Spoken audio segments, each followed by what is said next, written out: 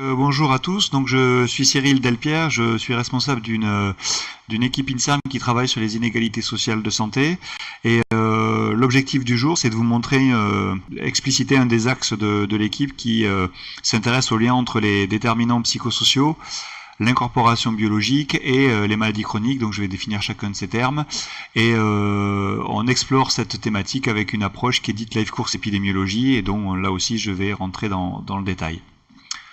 Pour fixer un peu le cadre général de cette présentation, nous on s'intéresse au gradient social de santé. Donc le gradient social de santé, c'est schématiquement un lien graduel qui existe entre le niveau social et l'état de santé. Donc par exemple, si vous prenez le niveau d'études pour mesurer le niveau social, on retrouve en fait un lien entre un état de santé qui est meilleur au fur et à mesure que le niveau d'éducation s'améliore. Et donc on cherche à comprendre les mécanismes derrière cette association. Alors c'est vrai pour le niveau d'études, c'est vrai pour les revenus, c'est vrai pour la catégorie socio-professionnelle, et donc c'est vrai avec beaucoup d'indicateurs sociaux qu'on utilise, et donc on cherche à travailler là-dessus. Ce qui est intriguant pour nous, c'est que ce lien il est omniprésent dans la majorité des pays riches, mais également dans les pays dits développés, où on commence à voir aussi un lien entre les facteurs sociaux et l'état de santé. Il recoupe un large éventail de processus pathologiques. On retrouve le gradient social de santé, que l'on s'intéresse au cancer, que l'on s'intéresse aux maladies cardiovasculaires, mais également dans des pathologies infectieuses. Alors, vraiment, ça recoupe un large éventail de pathologies. Ça ne s'explique pas par les facteurs de risque traditionnels. Alors quand je dis que ça ne s'explique pas, c'est en partie vrai, ça ne s'explique pas totalement par les facteurs de risque traditionnels. Et donc on a encore de la recherche à mener pour essayer de comprendre les mécanismes qui sont derrière.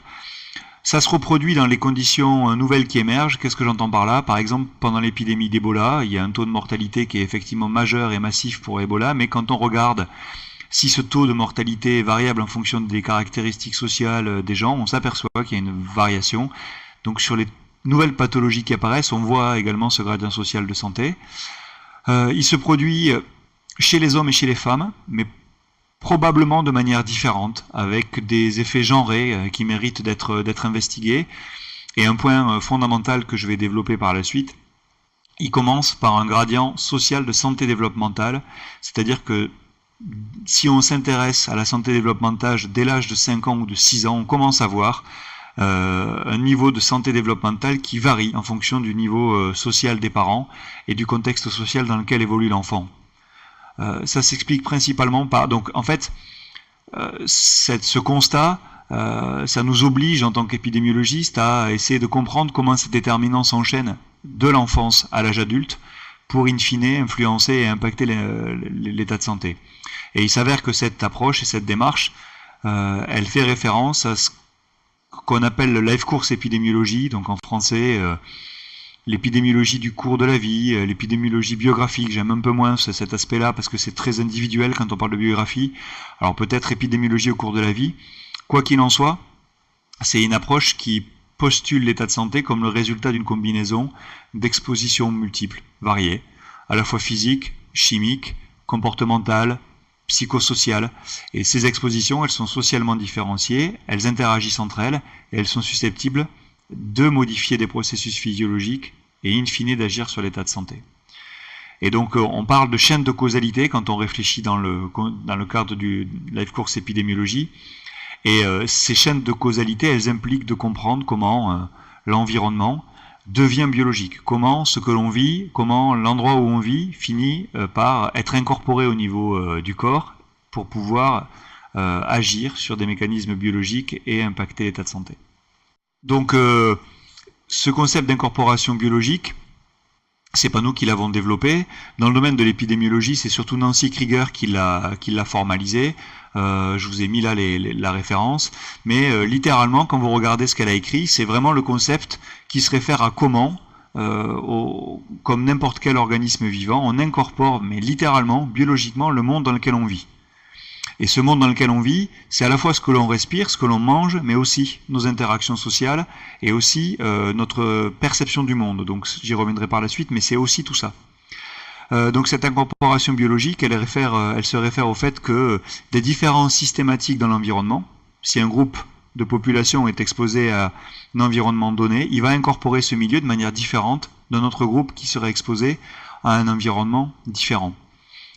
Ces différences, pour être intéressantes et agir sur la santé à long terme, doivent être stables. Elles influencent effectivement la santé.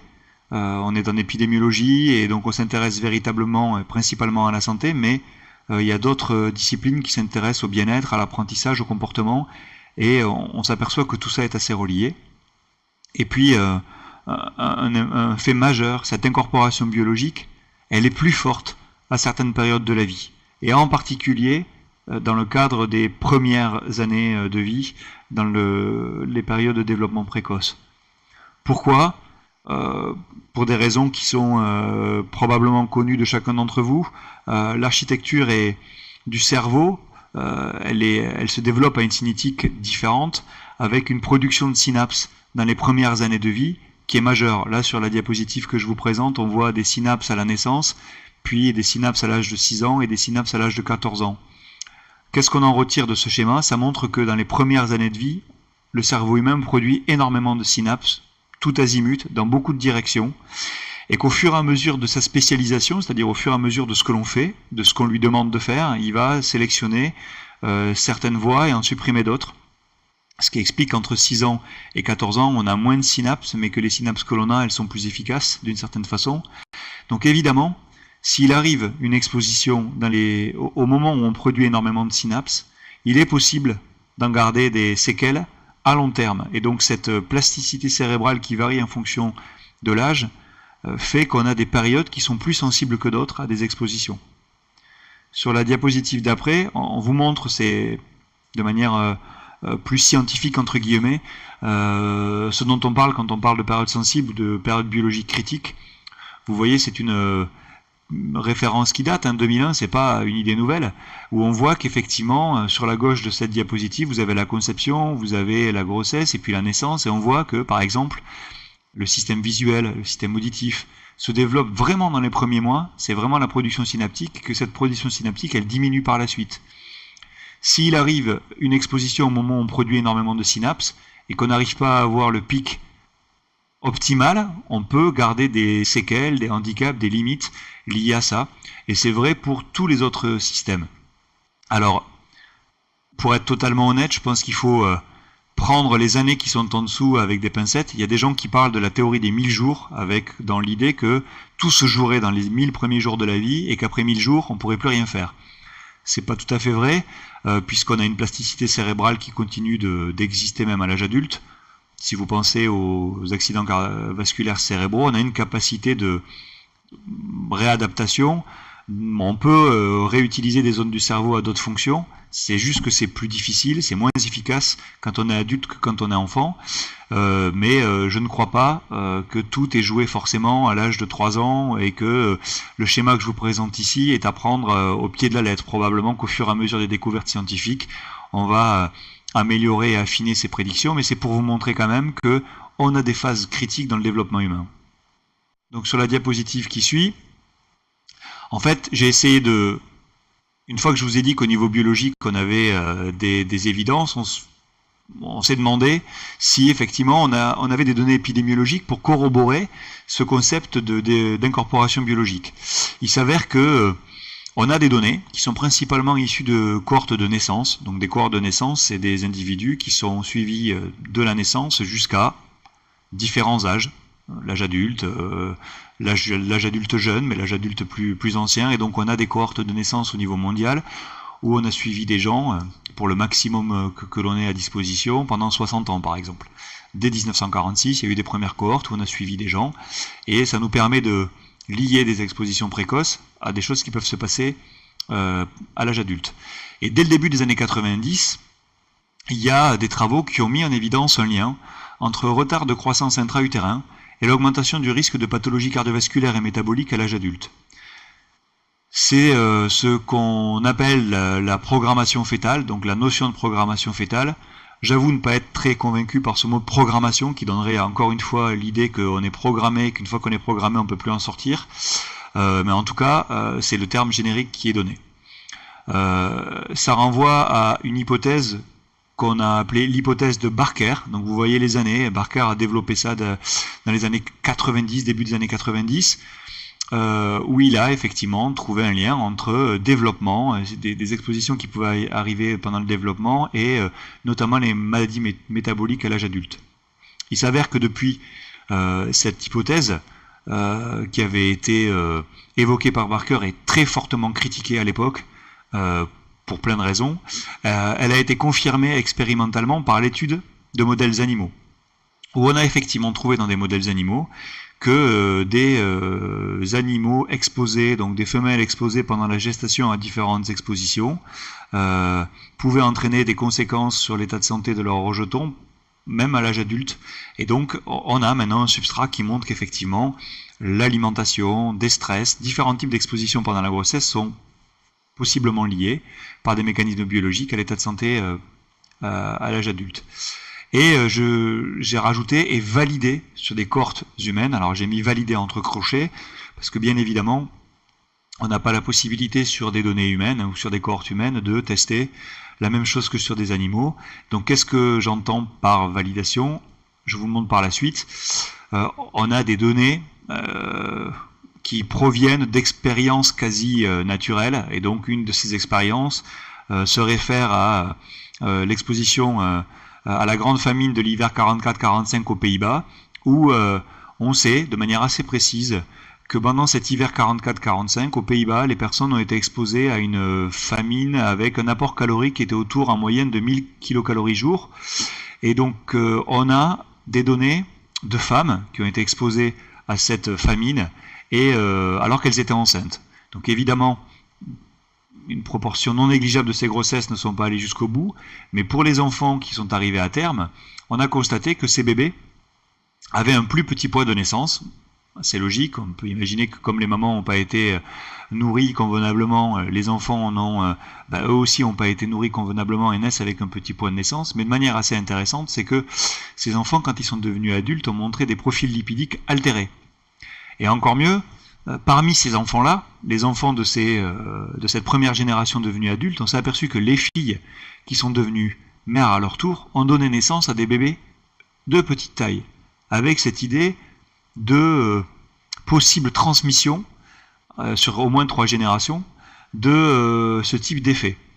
Ça n'est possible, ce type d'étude, que si vous avez des données de registres nationaux ou des données de cohortes suffisamment larges pour suivre des générations et des générations.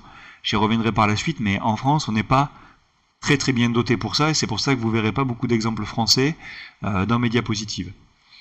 Un deuxième exemple, c'était dans une publication du JAMA en 2015, qui montre que l'espérance de vie est réduite chez les hommes dont les grands-pères avaient subi une période de famine avant leur puberté. Donc c'est des études d'écologie, des études de corrélation, mais voilà, ça dit quelque chose en tout cas, qui fait écho à ce qui est observé dans les modèles animaux.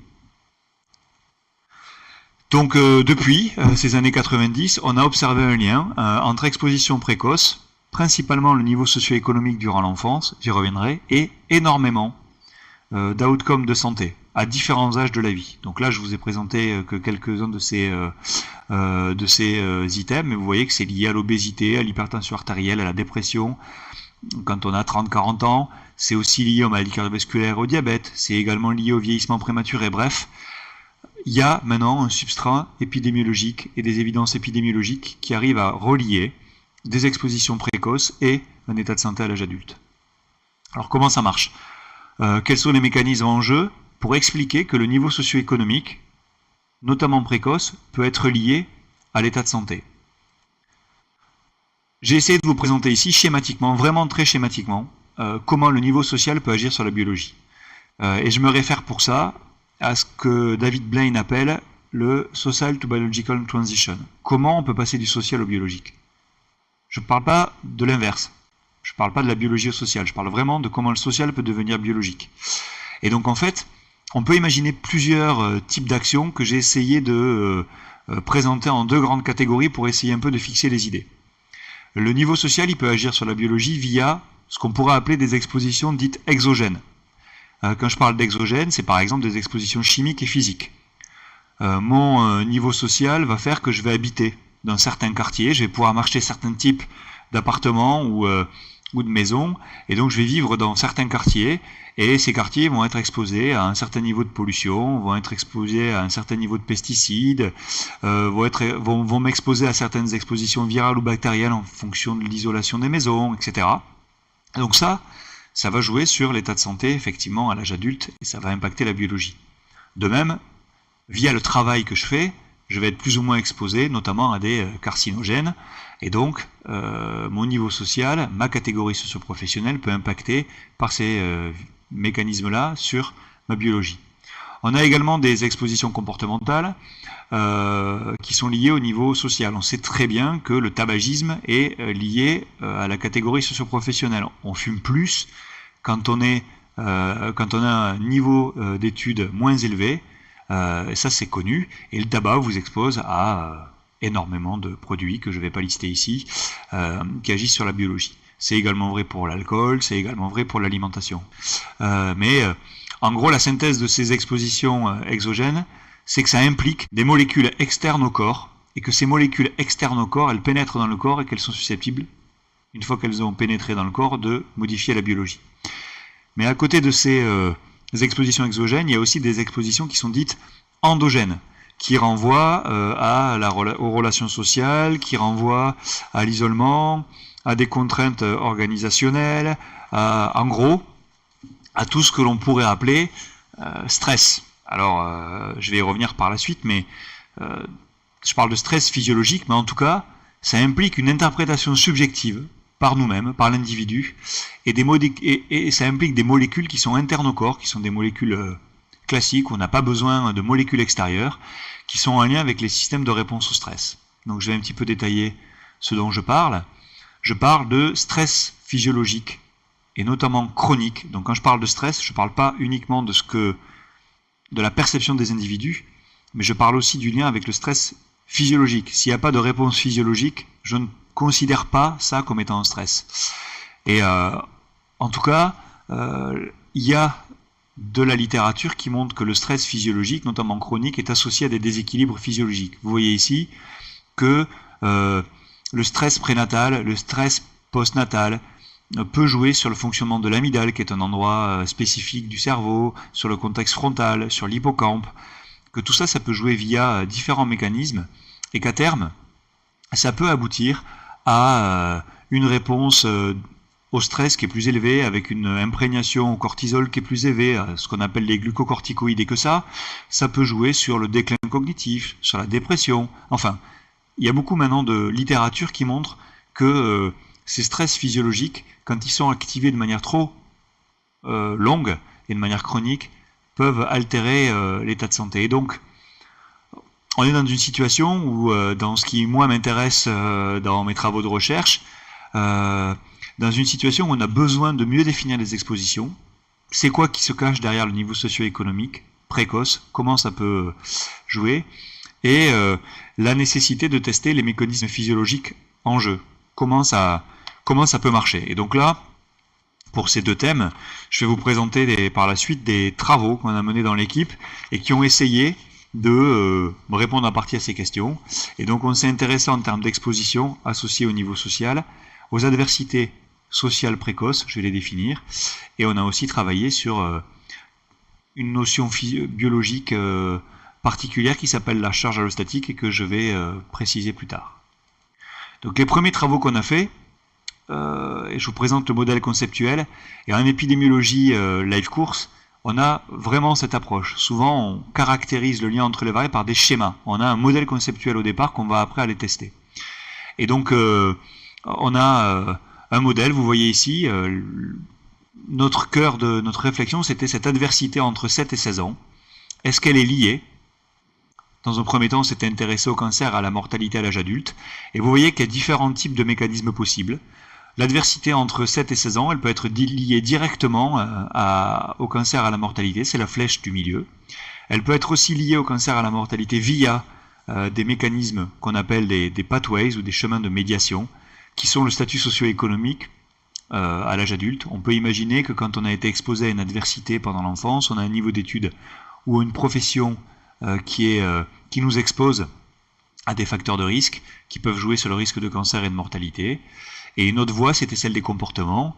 Quand on est exposé à des adversités pendant l'enfance, on a peut-être plus de risques de fumer, d'avoir une consommation excessive d'alcool, qui peut jouer sur la mortalité et le cancer à l'âge adulte. Et vous voyez, on a à la naissance ajusté sur un bloc de variables de confusion. Donc vraiment, quand on parle de live course, on est tout le temps en train de parler de médiation et de confusion. Une variable de médiation, c'est une variable qui est entre une variable d'exposition principale et un outcome. Et une variable de confusion, c'est autre chose. C'est une variable qui est à la fois liée à notre exposition et à notre outcome et qui est susceptible de venir polluer l'association qu'on est en train de tester.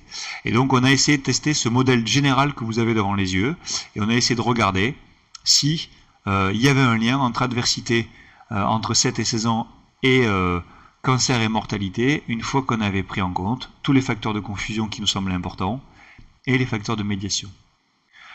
Donc on a fait ça comment? On a utilisé la cohorte britannique de 58, donc c'est une cohorte de naissance qui a inclus toutes les naissances d'une semaine donnée de mars 1958 en Écosse, en Angleterre et au Pays de Galles, et qui ont suivi par la suite les enfants à l'âge de 7, 11, 16 ans, 23 ans, 33 ans, 42, 46 et 50 ans. Donc on a énormément de variables. Quand je dis énormément, pour fixer les idées, on a plus de 14 000 variables dans cette étude. Donc forcément, ça pose des questions de comment on sélectionne les variables, comment on les sélectionne, lesquelles on va sélectionner, etc. Et l'avantage, c'est qu'à l'âge de entre 44 et 46 ans, en plus d'utiliser des questionnaires, ils ont aussi prélevé du sang, ce qui permet d'avoir accès à des mesures biologiques. L'adversité, c'est quoi? Ils se sont intéressés à une exposition à des dysfonctionnements principaux qui sont familiaux. Et vous voyez ici un petit peu les items qu'on a utilisés. L'adversité, c'est défini par l'OMS, donc on a pris vraiment cette définition, et ça s'intéresse vraiment au dysfonctionnement du premier cercle familial.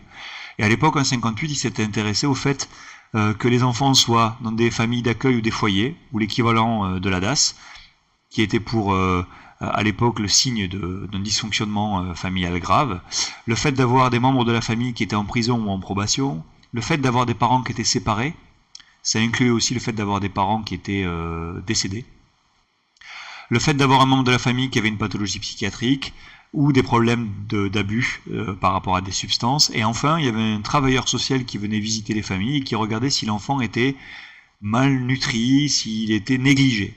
Et donc, on a fait vraiment quelque chose de très simple, très basique. On a 6 items, et à chaque fois que c'était oui pour un item, ça a fait un score de 1. Donc le score d'adversité pouvait aller de 0, si on était exposé à aucun de ces items, jusqu'à 6. Et on a classé ces scores en 0, 1, 2 et plus, principalement pour des raisons d'effectifs, parce que vous imaginez bien que l'exposition à ces 6 facteurs, elle est rare, et heureusement. Donc voici les résultats.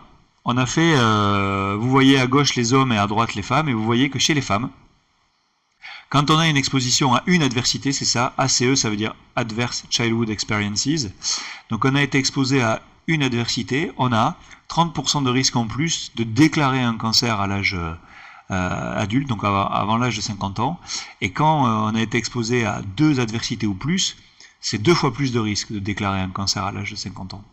Donc ça, c'est ce qu'on observait chez les femmes, donc on avait un gradient.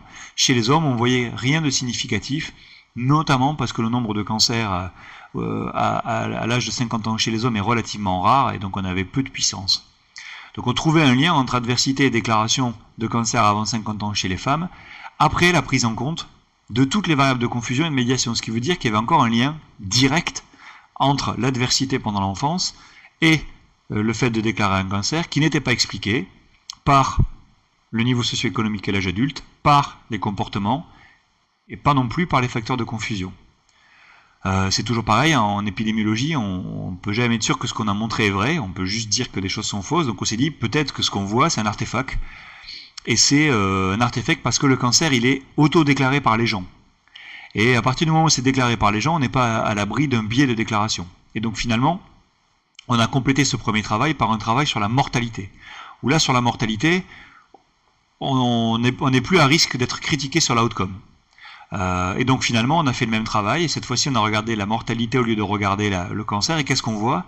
On voit un gradient chez les femmes, vous voyez 66% de risque d'être décédé avant l'âge de 50 ans, quand on a été exposé à une adversité pendant l'enfance, et ce risque il est augmenté de 80% quand on a 2 adversités ou plus. Et phénomène intéressant, on trouvait quand même un effet chez les hommes également, avec un gradient. Aucun effet pour les hommes exposés à une adversité, mais un effet, un risque de augmenté de 57% par rapport aux hommes qui n'avaient été exposés à aucune adversité, chez ceux exposés à 2 adversités ou plus.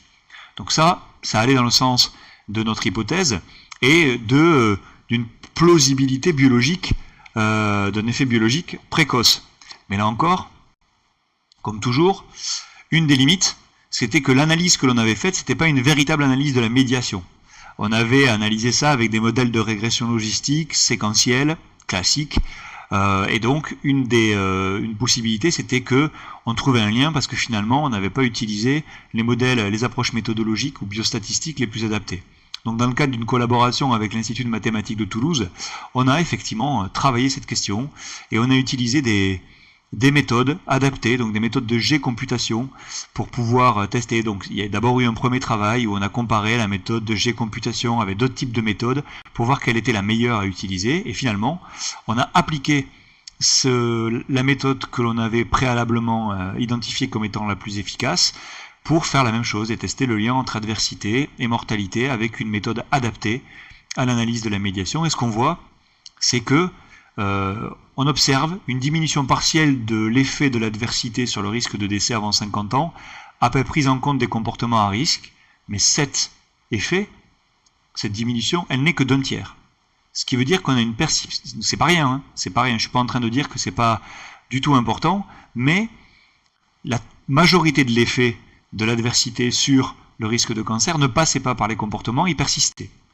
Donc tout ça était en accord avec nos résultats, on avait une convergence, et c'est un point important quand on fait de l'épidémiologie. Il faut répliquer, trianguler nos résultats, et là on a un résultat sur le cancer, on a un résultat sur la mortalité, on a un résultat quand on applique une méthodologie statistique solide. Donc on commence à avoir un faisceau d'arguments en faveur de cette hypothèse. Donc on a continué et on s'est dit bon ben faisons l'hypothèse que finalement il y a un mécanisme biologique derrière, que véritablement il peut se passer quelque chose de manière précoce. C'est quoi les mécanismes biologiques qu'on pourrait aller tester et qu'on pourrait aller mesurer pour tester encore plus cette hypothèse? Là, je vous en ai listé que quelques-unes. Évidemment, il y a l'axe hypothalamo-hypophysaire, qui est un système central de la réponse au stress. Donc c'est principalement le cortisol, mais pas que. Il y a le système nerveux autonome, l'épinéphrine, la norépinéphrine. Il y a le cortex préfrontal, le fonctionnement du cerveau de manière assez générale, la discussion entre le cerveau dit émotionnel et le cerveau dit supérieur, entre guillemets. Il y a effectivement le système immunitaire, et puis on a trouvé dans la littérature à l'époque une notion qui est appelée la charge allostatique. Cette notion, elle se réfère à quoi? C'est Bruce McEwen qui a développé ça dans le début des années 90, et elle se réfère à une idée qu'on trouvait intéressante parce qu'elle parle d'usure physiologique, et on trouvait assez séduisant cette idée d'avoir un effet global d'usure physiologique pour pouvoir tester l'effet du stress. Et donc je détaille un petit peu ce lien, le concept de charge allostatique. Ça se réfère à des choses très connues en médecine, l'homéostasie. Donc l'homéostasie, c'est la régulation interne du corps à travers la constance. Il y a certains marqueurs physiologiques qui doivent rester constants. Et c'est important pour le fonctionnement du corps humain. Mais cette homéostasie pour certains biomarqueurs, elle implique que d'autres biomarqueurs sont capables, eux, de bouger, d'être modifiés pour pouvoir assurer que certains biomarqueurs ne changent jamais. Et donc c'est cette constance à travers le changement, l'allostasie. Et il s'avère que quand ces systèmes d'allostasie sont stimulés de manière trop intense et de manière trop régulière, ben ça finit par avoir une implication sur le fonctionnement du corps humain, et on finit par s'adapter à cette charge qu'on appelle charge allostatique, donc ce système d'allostasie qui est tout le temps stimulé, et ça peut avoir un impact sur la physiologie. Donc vous voyez sur le schéma que je vous ai montré, vous avez en haut des stress. Donc vous voyez, il peut y avoir plusieurs mécanismes, on perçoit ce stress peut aussi entraîner des modifications épigénétiques, des modifications comportementales, mais aussi une réponse physiologique, neurale, hormonale, immunitaire, métabolique. Tout ça, ça rentre dans le cadre de l'allostasie.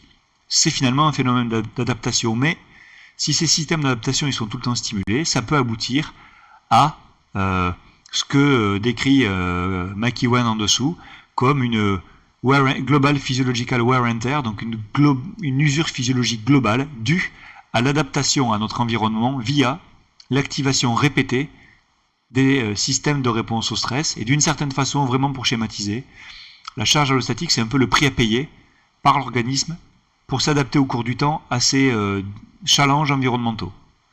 Donc ça nous plaisait, parce que finalement, ça colle assez bien avec cette démarche de life course épidémiologie, où on peut être exposé de manière répétée et longitudinale à des risques, et cette adaptation peut finalement avoir un coût et expliquer un gradient social de santé.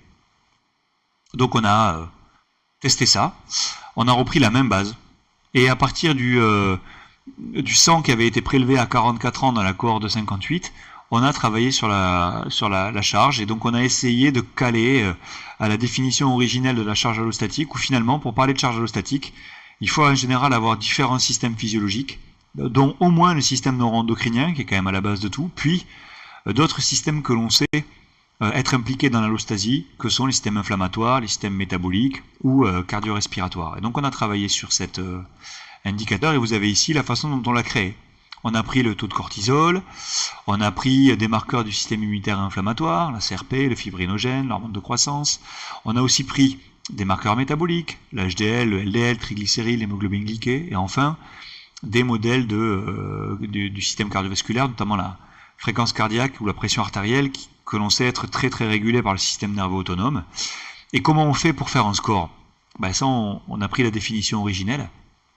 Et en fait, comme on n'a pas de seuil clinique au-dessus duquel on est malade ou pas malade, ce qu'on a fait, c'est qu'on a pris nos distributions, et au-dessus, on a pris le 75e ou le 25e percentile, et quand on est dans le quartile le plus haut, on a considéré que les gens étaient à risque. Et ça, c'est la définition qui avait été donnée par McEwen dès le départ. Et pourquoi le 25e percentile? Parce que des fois, en fonction des biomarqueurs, d'avoir un score élevé, c'est plutôt bon. Donc par exemple, pour le HDL, plus votre score est élevé, mieux c'est. Alors que pour les autres marqueurs, c'est l'inverse. Donc pour l'HDL, on a pris le fait d'être dans le premier quartile, qui était associé à quelque chose de négatif, alors que pour tous les autres, on a pris le fait d'être dans le 4e quartile. Et on a fait ce score de manière spécifique chez les hommes et chez les femmes. On a utilisé la même source de données, juste pour vous fixer un peu les idées. Ces outils sont des outils précieux, mais quand on utilise des cohortes, on a toujours des risques, notamment des risques d'attrition. Et vous voyez que finalement, il y avait 12 000 personnes qui avaient participé à l'étude biomédicale. Finalement, des personnes contactées et qui ont donné leur consentement, il n'y en avait plus que 9 370. Et quand on regarde celles qui avaient des données au moins pour le sang et au moins pour l'adversité, puisque c'était quand même ça qui était le cœur de notre analyse, on avait 3700 personnes chez les hommes et à peu près 3700 chez les hommes et chez les femmes, et que donc finalement on doit gérer cette attrition, et que si après vous considérez tous ceux qui ont des données complètes sur tous les facteurs de confusion, sur tous les facteurs de médiation, finalement vous travaillez sur 1800 personnes chez les hommes et sur 1900 chez les femmes. C'est quand même quelque chose à avoir en tête, et donc ça nécessite de réfléchir dès le début à comment on va prendre en charge les données manquantes. Donc les méthodes d'analyse, on a fait des méthodes d'analyse de chemin cette fois-ci, on a essayé de tenir compte des pathways pour essayer de produire des résultats. Et qu'est-ce que cela produit? Bon, je vais vous montrer le schéma théorique, vous le connaissez, hein. Ça vous montre aussi là la biblio que vous l'avez en haut sur ce qu'on a testé, toujours pareil, l'adversité entre 7 et 16 ans, comment elle joue sur la charge allostatique. On a aussi travaillé sur le syndrome métabolique, et donc on a fait le même modèle que pour le cancer et la mortalité. On a essayé de regarder si ça jouait, s'il y avait un lien entre l'adversité et cet état physiologique. Qu'est-ce qu'on a trouvé? Donc là, c'est un schéma un peu compliqué, on est sur une pathanalyse chez les hommes. Donc vous voyez en haut, vous avez l'adversité, la CE, et on a regardé comment ça marchait. Il y a un effet qui n'est pas expliqué par le modèle, c'est ce qu'on pourrait appeler l'effet direct, qui n'est pas expliqué par les variables que l'on a mis dans le modèle. Vous voyez que cet effet non expliqué quand on regarde ceux qui sont exposés au moins à une adversité, il y a 25% de l'effet qui n'est pas expliqué. Et quand on s'intéresse à ceux au groupe qui a été exposé à 2 adversités ou plus, il y a 41% de l'effet de cette adversité-là, sur la charge allostatique, qui n'est pas expliqué par les variables que l'on a mis dans le modèle. Donc, de manière en miroir, vous allez voir que pour une ACE, 75% de l'effet est expliqué par ce que l'on a mis dans le modèle, et pour 2 ACE ou plus, c'est 59%. Alors, comment on le lit, ça ?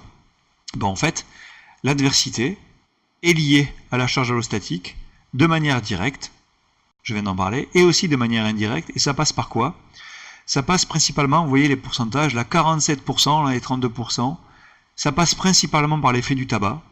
Ça veut dire que l'adversité joue de manière indirecte sur la charge allostatique chez les hommes via le tabac, principalement, et aussi via d'autres facteurs que sont le niveau d'éducation et la richesse ou le niveau social. Donc là, ça reste à investiguer, mais voilà, ces modèles de pathway, ça nous permet de dire la charge allostatique est influencée par l'adversité, et cette adversité, elle joue à la fois de manière directe et de manière indirecte, principalement via le tabac. Quand on regarde les choses chez les femmes, c'est la même chose. Vous voyez qu'il y a une part non expliquée sur la gauche de la diapositive, et sur la droite de la diapositive, dans ce rectangle vert là, indirect, on voit qu'il y a aussi un effet indirect de l'adversité sur la charge allostatique qui passe là, cette fois-ci, aussi par le tabac, mais de manière intéressante, également par le BMI, l'indice de masse corporelle, qu'on ne voyait pas du tout chez les hommes. Donc ça veut quand même dire qu'il y a probablement des mécanismes en jeu différents en fonction des hommes et des femmes, et que cette approche par pathways est intéressante. Comment finalement ces adversités peuvent jouer sur l'état physiologique et comment on peut décortiquer cet effet. Donc je vous montre d'autres approches. On n'a pas uniquement analysé le rôle de l'adversité, on s'est aussi intéressé au niveau d'éducation de la mère pour regarder si le niveau d'éducation de la mère pouvait jouer sur la charge allostatique de l'enfant une fois devenu adulte. Et donc là encore, vous voyez en rouge. En rouge, c'est l'effet finalement direct. Vous voyez que 45% de l'effet niveau d'éducation, donc avoir quitté l'école avant 14 ans, vous voyez que il y a 45% de cet effet, c'est la flèche rouge en haut, chez les hommes qui correspond à cet effet direct.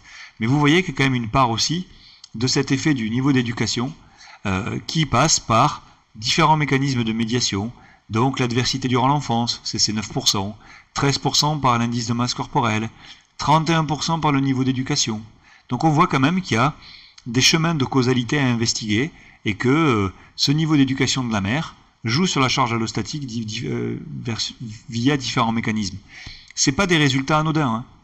Ça veut quand même dire que l'état physiologique que l'on a nous, à 44 ans, il est en partie lié au niveau d'éducation de nos parents, y compris là dans cet exemple-là de notre mère, et que ça peut jouer par différents mécanismes.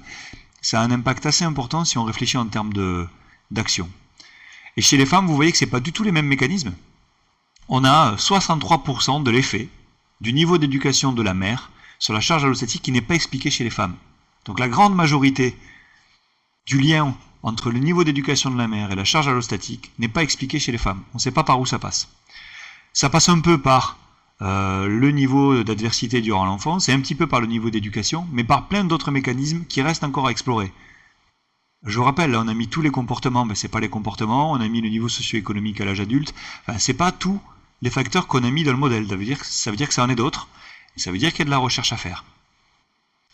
Donc on a fait la même chose, je vais passer vite sur le niveau socio-économique du père, cette fois-ci la catégorie socio-professionnelle, pour vous dire là encore que on a à la fois un effet direct et un effet indirect, qui passe toujours par les mêmes mécanismes dans les effets indirects. Le niveau d'éducation semble être un facteur fondamental, l'indice de masse corporelle également, et l'adversité durant l'enfance. Ça semble quand même être des mécanismes que l'on retrouve, quelle que soit l'exposition sociale que l'on a regardée. Donc ça veut dire que c'est peut-être des cibles pour imaginer des interventions.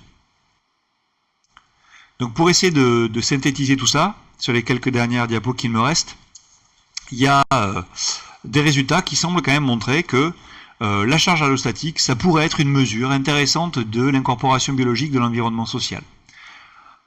Si on cherche un marqueur biologique qui pourrait servir de marqueur biologique de l'environnement social, il faut qu'il y ait au moins 2 conditions remplies.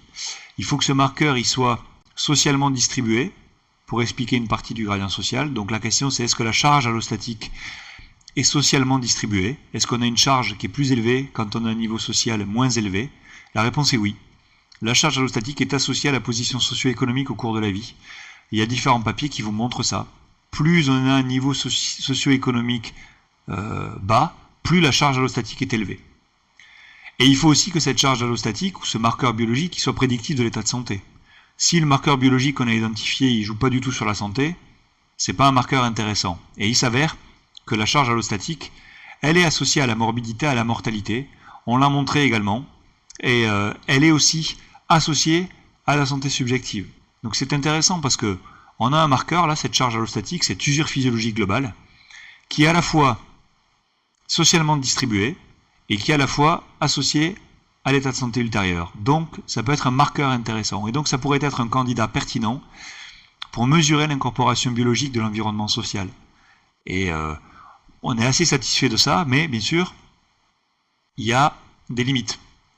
Cette mesure, elle est intéressante au niveau conceptuel, mais en pratique, elle pose des questions. Il n'y a pas de composants nécessaires, il n'y a pas de gold standard. On ne s'est pas encore mis d'accord sur comment mesurer cette usure physiologique globale. Et quand on en discute avec certains collègues, il y a des collègues qui n'aiment pas du tout ce marqueur parce qu'ils trouvent que c'est un marqueur qui récupère beaucoup de choses et finalement on n'y va pas très clair. Mais si on s'intéresse à l'usure physiologique globale, comment on la mesure? C'est quoi le marqueur qui nous permet de savoir qu'on est usé, qu'on est vieilli par rapport à quelqu'un d'autre? C'est pas une question qui est simple, et ça mérite de la recherche et surtout une standardisation des pratiques. Il y a des questions biostats. Comment on fait un score? Quand on a des marqueurs biologiques différents, comment on synthétise l'information et comment on construit des scores? Ça, c'est pas une question simple. Et il s'avère que il y a des travaux dans la littérature qui sont intéressés à ça sur la charge allostatique, avec des analyses différentes, des z-scores, des analyses factorielles, des analyses canoniques des corrélations, des modèles à équations structurelles. Et en fait, ce que montrent ces résultats, c'est que peu importe l'approche, on a toujours le même type de conclusion avec un lien entre la charge allostatique et le niveau socio-économique. Mais ça ne veut pas dire que c'est vrai pour tout. Il y a une autre question qui nous intéresse, c'est que là, on a travaillé sur la charge allostatique à l'âge de 44 ans. Mais si on veut travailler encore plus tôt, à l'âge de 20 ans, et imaginons encore plus tôt, à l'âge de 6 ans, comment on mesure la charge allostatique? L'usure, c'est pas la même quand on a 6 ans, quand on a 20 ans ou quand on a 40 ans. On peut même imaginer que quand on est plus vieux, à l'âge de 60 ans, finalement, la maladie, c'est le marqueur d'usure. Donc comment on fait pour travailler sur des biomarqueurs au fur et à mesure du temps qui passe? Et puis, est-ce que quand on parle de charge allostatique, on parle de quelque chose de différent du aging? Est-ce que finalement le vieillissement, en tant que processus, c'est pas la même chose que ce qu'on cherche à mesurer quand on parle d'incorporation biologique? Donc tout ça, c'est des questions, j'ai pas la réponse, mais c'est des questions qu'on cherche à explorer parce qu'elles nous semblent intéressantes. Il y a enfin, en termes de mécanismes, plein de choses que j'ai pas pris en considération, qui sont les mécanismes épigénétiques. Je vais aller un petit peu vite, mais quand je parle de mécanismes épigénétiques, j'ai vraiment une définition qui est très large, qui est l'influence de l'environnement cellulaire et physiologique sur l'expression des gènes. On se base sur l'expression des gènes. Qu'est-ce qu'on a comme données? On a des données qui nous montrent, dans la littérature, que l'incorporation biologique du social peut passer par l'épigénétique. On a des évidences à partir de modèles animaux. Weaver, de 2004, si vous n'avez qu'une seule biblio à aller lire, allez regarder cette expérience de Weaver, qui montre vraiment comment le rôle de la nutrition maternelle, comment le rôle du stress de séparation maternelle. Vous séparez les souriceaux de leur mère pendant une certaine période au tout début de leur vie, et vous regardez ce qui se passe après par la suite, et vous voyez qu'il y a vraiment une expression différente. Il y a des mécanismes épigénétiques en jeu, avec des méthylations de l'ADN totalement différentielles et qui ont un impact sur le fonctionnement ultérieur général de ces organismes. Et donc chez les humains, évidemment, c'est beaucoup plus compliqué à mettre en évidence, mais néanmoins, on a quelques rares papiers qui montrent chez les humains un lien entre environnement socio-économique précoce et niveau de méthylation de l'ADN. Donc là, je vous ai listé quelques papiers où vous voyez le revenu familial à la naissance qui est associé au niveau de méthylation du gène SAT2. Il y a d'autres papiers qui montrent une hypométhylation globale de l'ADN chez les travailleurs manuels par rapport aux travailleurs non manuels. Un niveau de méthylation à l'âge adulte qui est lié à l'adversité durant l'enfance. Donc on a des données vraiment qui sont encore à développer, mais qui suggèrent quand même un lien. Alors, j'attire votre attention sur l'effectif de ces travaux. 90 personnes, 239, 80, 40. Donc on est quand même au tout début de ces travaux, mais néanmoins, il y a une revue de la littérature qui a été faite par Nadine Provençal en 2015 qui montre quand même que quand on regarde la littérature, il y a des données qui sont partielles, certes, mais qui convergent quand même dans les résultats en trouvant un lien entre environnement social, notamment précoce, et profil de méthylation de l'ADN. Donc peut-être que la méthylation de l'ADN, ça pourrait être un mécanisme qui pourrait lier l'extérieur, l'environnement extérieur, avec le fonctionnement interne du corps. Donc en synthèse, qu'est-ce que montrent ces travaux? En partie les nôtres, mais pas que les nôtres. Mais nos travaux montrent que qu'il y a des pathways qui lient le milieu socio-économique, qui lient l'environnement social précoce et le fait de déclarer un cancer à l'âge de 50 ans, le fait de décéder avant l'âge de 50 ans, et également l'état physiologique. Donc, il y a des pathways socio-économiques comportementaux, ça c'est vrai. Et c'est pas, encore une fois, un résultat non significatif. Ça veut quand même dire que ce qu'on a vécu quand on était enfant joue sur nos comportements. Or, en France, il est rare, peut-être qu'on pourra en discuter ensemble, de voir des actions de prévention basées sur la petite enfance pour prévenir des comportements à l'âge adulte. C'est pas du tout ça qu'on voit. Donc c'est pas un petit résultat, c'est un résultat important. Mais il y a aussi une autre partie du résultat qui est important, c'est que une fois qu'on a pris en compte tous ces facteurs de confusion et de médiation, on a toujours un lien qui persiste entre ce niveau socio-économique précoce, ces adversités par exemple, et l'état de santé. Et ça, c'est persistant quelles que soient les méthodes qu'on ait utilisées. Donc il y a plusieurs possibilités, il y a plusieurs mécanismes qu'on peut mettre en évidence. Soit c'est un biais de mesure, probablement qu'on a une erreur de mesure, ça c'est clair. Il y a probablement une difficulté à bien définir de quoi on parle. Quand on parle de niveau socio-économique, c'est quel élément du niveau socio-économique qui joue. Et ça reste à travailler. Il y a aussi des pathways qu'on a oubliés, probablement. On a mis les pathways qui étaient les plus connus, les plus efficaces, le comportement, le niveau socio-économique à l'âge adulte, mais probablement qu'il nous manque des pathways. Il y a aussi, peut-être, le fait que l'incorporation biologique précoce de l'environnement social existe, et que donc, quand on est exposé très précocement à certains types d'exposition, on pourrait avoir un effet biologique. Cette hypothèse, elle est renforcée, je n'en ai pas parlé aujourd'hui parce que j'avais pas le temps, par des modèles animaux qu'on a mis en place dans des projets qu'on a coordonnés. On a testé la séparation maternelle sur des modèles de souris à risque de développer des cancers, et on a mis en évidence que quand les souris étaient exposées à une séparation maternelle, il y avait un remodelage de la méthylation au niveau du noyau accumbens, donc c'est un endroit particulier du cerveau qui est très impliqué dans les systèmes de récompense, et que ça avait un impact sur le fonctionnement métabolique et in fine sur le risque de cancer du pancréas dans le modèle que l'on a utilisé chez des modèles animaux. Donc on commence au niveau mécanistique à avoir des choses. Et on a aussi en parallèle des projets chez l'humain qui montrent sur des données d'Epic Italy. Epic Italy, c'est une cohorte italienne qui cherche à travailler sur les facteurs de risque de cancer. Et on a travaillé sur ces données, on a mis en évidence un lien entre niveau socio-économique précoce et inflammation à l'âge adulte. Au niveau protéique, au niveau transcriptomique, et là on est en train de finaliser un travail au niveau de la méthylation.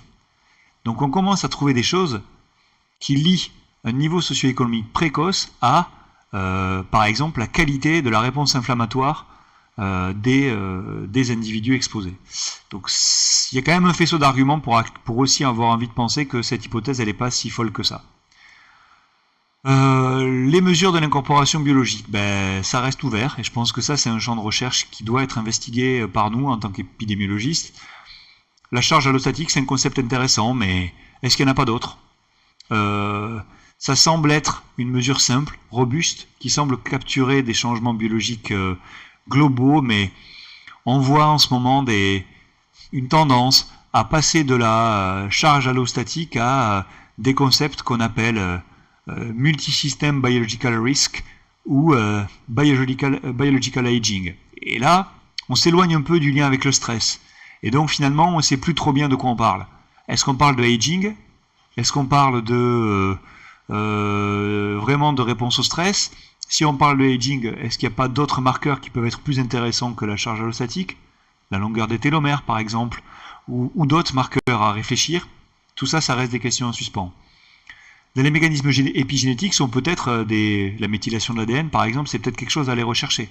Mais à ce moment-là, il faut qu'on réfléchisse bien à quel tissu. Les mécanismes épigénétiques, c'est intéressant, mais c'est labile.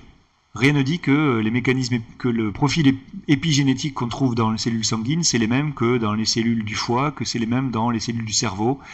Donc ça nécessite quand même de la réflexion. Et puis, quelles marques on va aller chercher? Et puis, in fine, j'ai mis un point d'interrogation, est-ce que finalement, il pourrait y avoir une transmission épigénétique transgénérationnelle?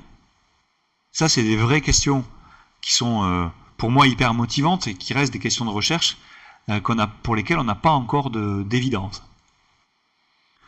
Pour finir sur la santé publique, je crois que ça doit être mes 2 dernières diapos. Qu'est-ce que suggèrent nos résultats en termes de santé publique?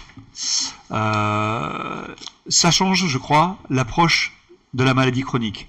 Ça veut dire que les maladies chroniques devraient être approchées par des chaînes de causalité, par une approche qui différencie cause proximale et cause fondamentale, et que finalement la recherche de la cause n'a plus trop de sens. On a une histoire en épidémiologie de chercher des facteurs de risque de maladie, mais c'est souvent des facteurs de risque proximaux, et cette idée de chercher la cause, c'est probablement pas la bonne stratégie si on s'intéresse aux maladies chroniques. Il y a un besoin de mieux préciser conjointement les expositions. Bon, en épidémiologie, c'est pas très nouveau ce que je dis, mais il faut être à la fois très précis sur les expositions et sur les outcomes.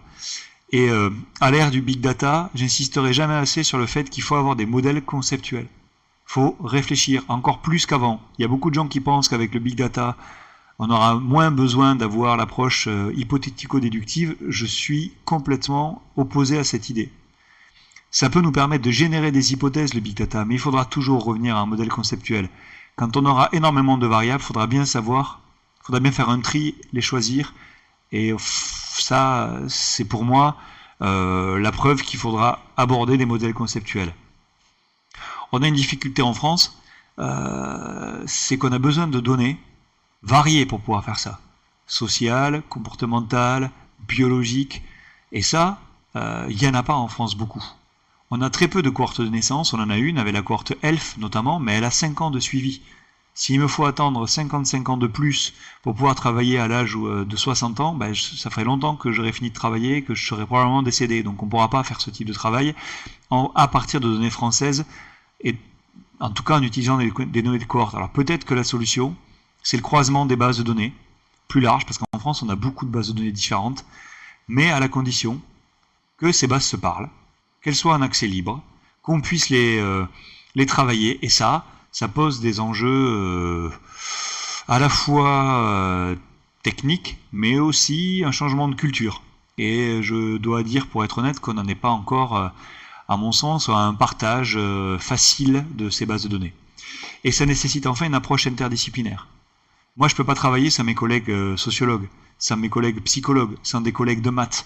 Et il n'y a pas une discipline qui pourra faire ça. Et donc là, ça nécessite des équipes interdisciplinaires. Or, là encore, c'est un mot-clé dans beaucoup d'appels d'offres, mais il y a peu d'aide véritable pour des organismes ou des équipes ou des projets interdisciplinaires encore en France. Donc ça reste à développer. En termes d'intervention, ça veut peut-être dire que la prévention des maladies chroniques, elle devrait être aussi centrée sur les racines communes des pathologies. Et peut-être pas par pathologie, de rentrer par pathologie, mais d'essayer de cibler quels sont les mécanismes communs à toutes ces pathologies pour essayer d'être efficace, et donc d'avoir une conception large de la santé. Pas uniquement une conception qui rentre par le soin, mais une conception beaucoup plus large. Et peut-être que cibler les environnements précoces, ça pourrait être particulièrement pertinent. Sauf que ça pose des questions qui me semblent à moi importantes à poser. Si on fait l'hypothèse que l'incorporation biologique c'est un phénomène qui existe, ça pose alors de manière aiguë la question de la responsabilité individuelle et collective. Finalement, ça pose la question de la responsabilité collective versus la responsabilité individuelle. Beaucoup de gens parlent, quand on parle d'inégalité sociale, de la responsabilité des individus. C'est parce qu'ils fument plus, c'est parce qu'ils boivent plus que, par exemple, les ouvriers ont une espérance de vie plus courte que les cadres. Sauf que nous, ce qu'on montre, c'est que si l'environnement précoce joue, l'enfant, il n'est pas responsable de grand-chose de son environnement au départ. Et donc, finalement, ça pose une question de la responsabilité de la société. Et ça peut être gênant. C'est pas simple de discuter avec un politique et de dire qu'il y a aussi une responsabilité collective. Il y a un deuxième niveau, c'est que ça interroge aussi la génération actuelle par rapport à la génération future. Si on montre que nous, en tant que parents futurs, on peut avoir un impact sur la santé de nos enfants, ben, ça peut ne poser aucun problème si les mesures de santé publique qu'on va mettre en place concernent et améliorent la santé de la génération actuelle et celle de la génération future. Mais c'est plus du tout la même histoire si, au nom de la génération future, on restreint des libertés de la génération actuelle. Et donc finalement, ça pose la question de la santé, de la valeur de la santé par rapport à d'autres valeurs comme la liberté, le temps consacré au travail, etc. Et donc finalement, il y a vraiment des enjeux de société derrière. Et je finirai juste sur cette diapositive pour vous dire que je ne suis pas en train de délirer, mais il y a déjà des questions qui ont été posées de ce type. Là, je vous montre un exemple où dans l'État du Tennessee, il y a plusieurs femmes qui ont été condamnées à des peines de prison pour avoir consommé de l'alcool ou des drogues durant leur grossesse. C'est l'État qui les a attaquées. Pour des raisons de remboursement, évidemment, et de financer les soins. Mais l'État les a attaquées au nom qu'elles ont eu un mauvais comportement, et donc finalement ce mauvais comportement a altéré l'état de santé des enfants, et donc l'État les a attaqués pour ça. La même chose s'est posée au Royaume-Uni, sauf que là, il a été décidé quelque chose de différent, où on a dit qu'une mère enceinte qui boit excessivement ne se rend pas, selon nos lois, coupable d'un crime si son enfant en est handicapé par la suite. Mais ça montre qu'on est vraiment dans une période où ces types de questions vont se poser, et que tous les résultats qu'on peut produire dans ce champ autour de la transition du social au biologique peuvent avoir un impact non nul sur des décisions de santé publique et politique qui peuvent nous concerner chacun d'entre nous.